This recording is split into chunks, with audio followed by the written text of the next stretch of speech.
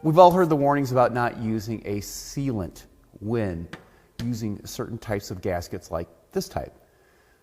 When you use a sealant, first of all, it prevents the gasket from moving. A lot of times these types of gaskets, they'll be in areas where you have two different materials. You may have a plastic intake manifold with an aluminum block or a cast iron block that have different rates of expansion.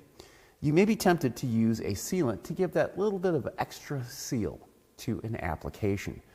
But the reality of it is you could be making things a whole lot worse for the engine. And the prime example is this. This is a gasket for a variable valve timing system and the oil control solenoid. And what do we see right here? We also see a screen in this gasket.